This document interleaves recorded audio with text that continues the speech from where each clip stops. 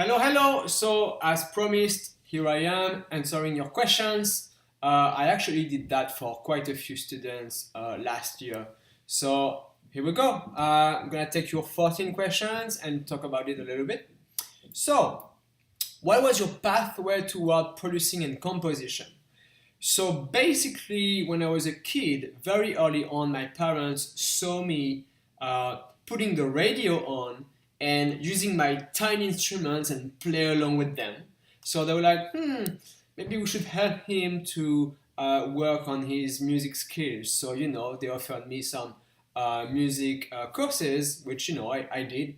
And step by step, I was also drawing a lot. Actually, I was very creative at an early age. So it looked like, I was going towards being a creator, period. So when I was a teenager, I started to try to reproduce the big hits on the radio that I really enjoyed.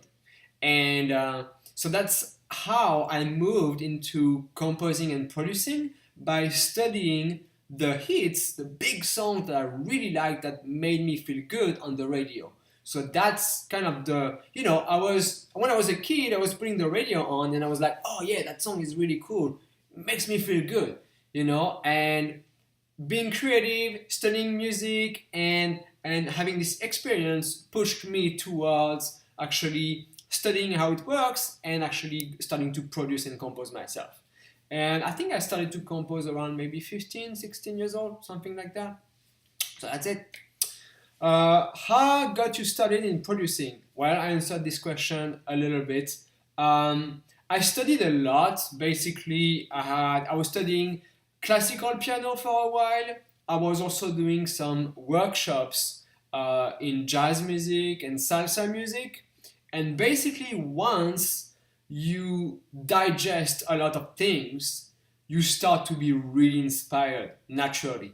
And that pushes you towards it's just something that you can't stop. It comes to you whenever, especially when you're not expecting it actually. And then you have to put your ideas out. It's a need actually. So it's pretty interesting process. But yeah, that's it. I studied a lot, and then I started to have tons of ideas, and they had to get out in a certain way. So that's it. How long did it take you? Well, I think it never stops. I'm still trying these days. Uh, basically, it's like today you can create something and bring it to somebody else and be like, hey, listen to what I did, and that's it. You produced, you created something, you know. It never stops. It's a constant learning process. It just never stops. So maybe your question is more like, how long did it take you before something really cool happened or something like that? Um, it depends, what you feel that is cool or not. Um, for me, the first big step that made me really happy was actually arranging, composing music for my salsa bands at the time. I was playing the piano with them, and I was working with the singers to produce their songs and then play it live and make people dance. That's the goal of salsa music. So the first day when we started to play our own arrangements, song arrangement and production, and seeing how people react to it on the dance floor, that was really cool. So, I consider it to be an important step for me because I noticed that, if you do your job well, you're gonna impact people a certain way, and it's pretty amazing. So that's it. What were some struggles you had in your career path? I actually did a video about that on YouTube. Uh, I called it From Rejection to Success. Basically, you're going to constantly run into people that tells you that you won't succeed, you're not good enough, and the game is to show them that they're wrong. You know, basically, the most important thing for you is to follow your instinct. That's the way that you're gonna be the happiest. Even though people around you, some people might tell you, you know, it's you're not good, whatever. Very often, these people have actually huge personal issues, and that's why they are mean to other people. But if you feel like doing something, just do it. That's all. Follow what your instinct is telling you, and that's it. So, I had many, many, many adventures where, I got stopped by people, or blocked by people, or, like it happened over. But I liked the process so much. I liked doing stuff so much that, I study why they told me that. Maybe they're right sometimes. At some point, I'm sure, like I was not really good at doing that, but then I worked on it and I became better, and that's it. You go through it. That's it. The most important thing is to evolve constantly, never stop. Keep on learning, and just it's good to have feedback from people, but the most important thing is that you keep going and following whatever you want to achieve. That's the most important thing. Any influences, any that inspired you to produce? I mean, yes, in music, I'm not sure if you're like talking music specifically, but of course. I always talk about the importance of having mentors. Personally, I like to have mentors also outside of music. I think one of the main problem for people in music is that they only think music. They are stuck in their little world of music, and they have no idea what's going on in the world. They have no idea how to think different, how to take ideas from different fields and mix that with your music knowledge and create something unique. Most people in music are completely stuck because they are stuck in this world of just music, talking music, thinking music, that's all. To me, it's highly boring. That's not how you do interesting things, So I'm inspired by pretty much anybody that do something that impacts people, that change the world. Since I'm a kid, I've always loved to be around these people. And fortunately, I'm in Los Angeles now. I'm around incredible entrepreneurs that actually change the world. And the people I admire really are people who are able to make music, but also other things, and combine that and create a unique experience. It's much more interesting. It's a trap to get stuck just doing music. I'm telling you, really. And of course, like music-wise, I got inspired by tons of people, producers, musicians. I just kept studying people and switch to another person, switch to another person, switch to another person. It never stops. I keep doing that till to this day.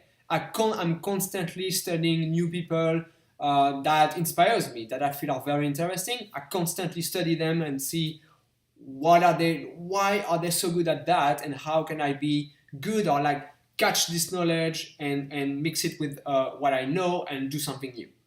That's it. Did you have a plan? What moves did you make to start producing? Yes, I wanted to be in Los Angeles.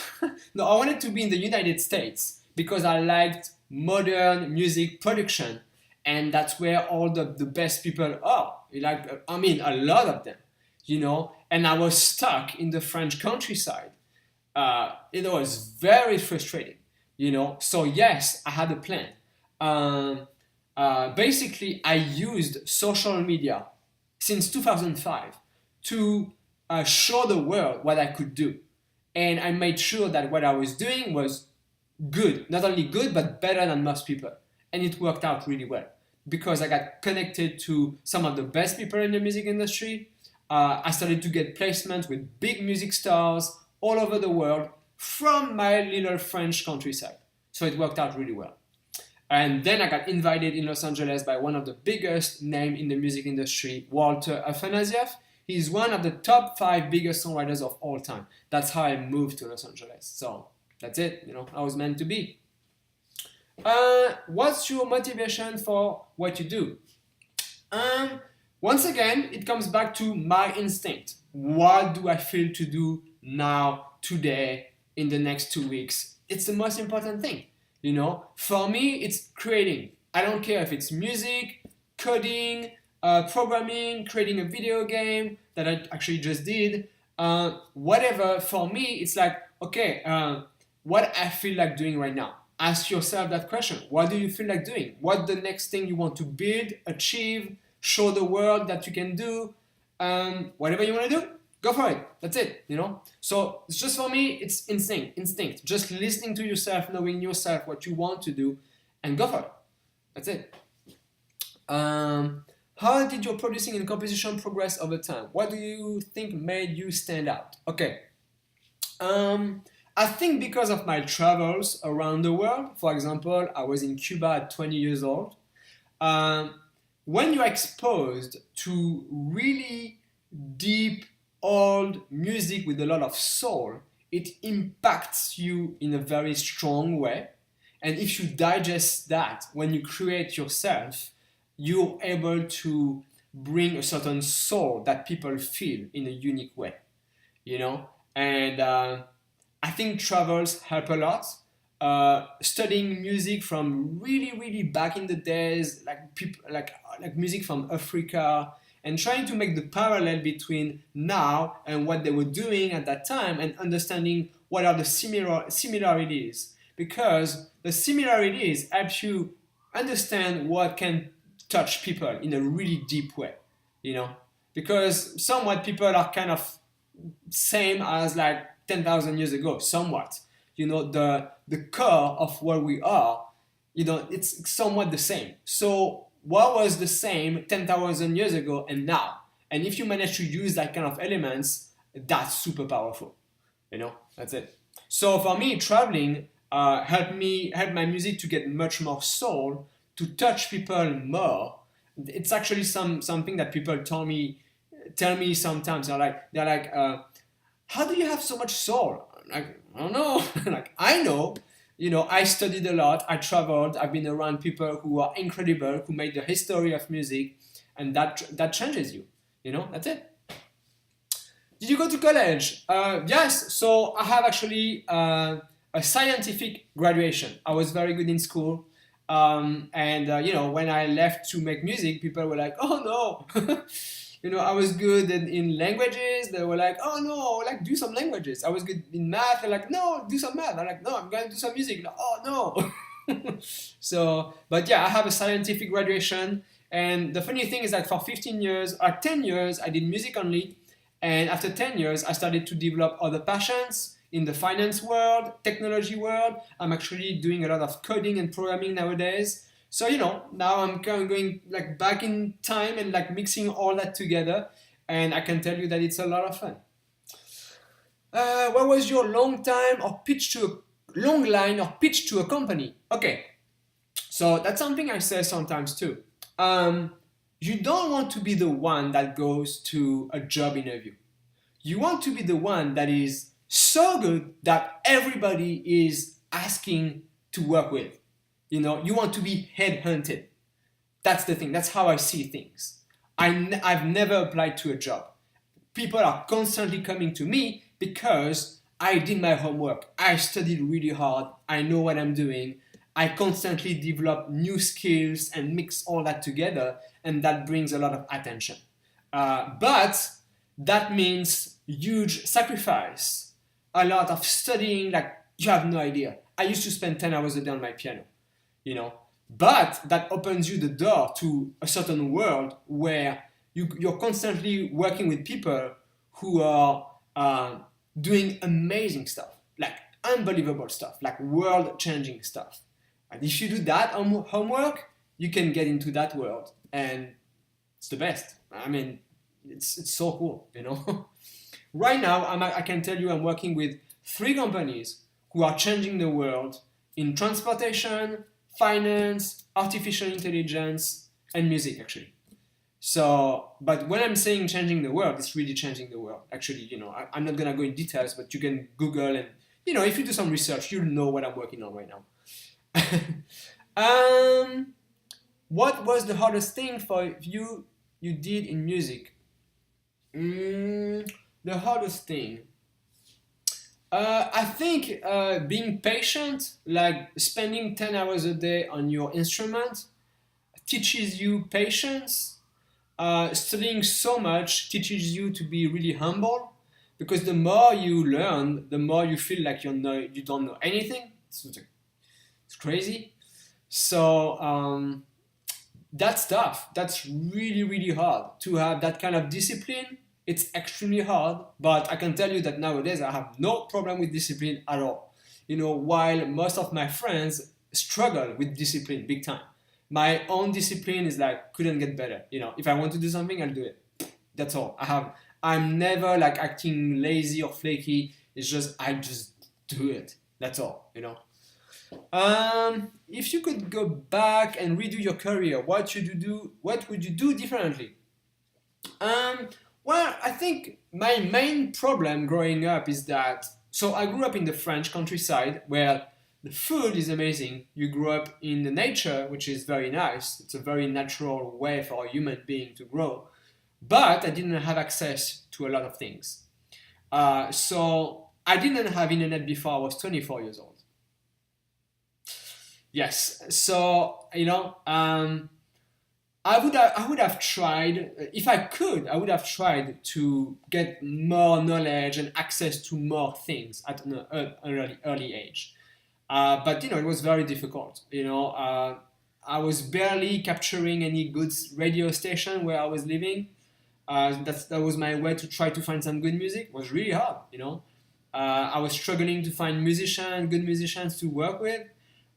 So I wanted to do stuff, but it was just really hard because I was not in a good environment for that. But I got out of it. It was a long path, but boom, at 27, got to Los Angeles, invited by this big songwriter, and now I'm in the environment that is good for me.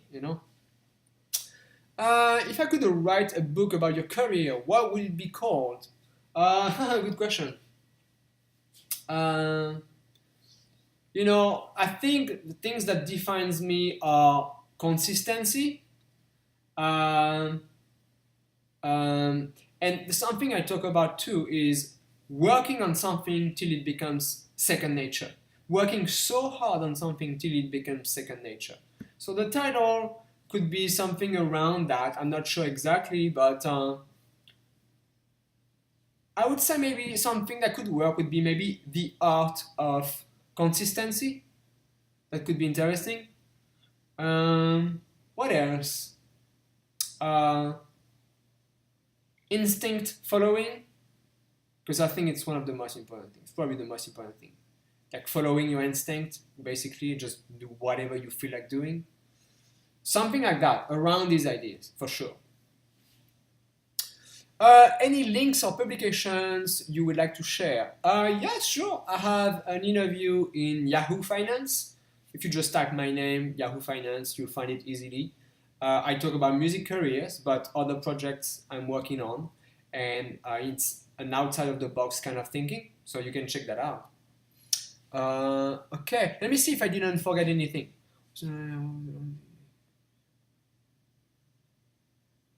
No, I think I have everything. Where are you? Yeah, no, that's pretty much it. So I hope you like it. Well, just let me know, and I know that you're in the mentoring group now, so you'll get a few emails sometimes with informations for you. There's a lot of informations already in the Facebook group. It's up to you to read it.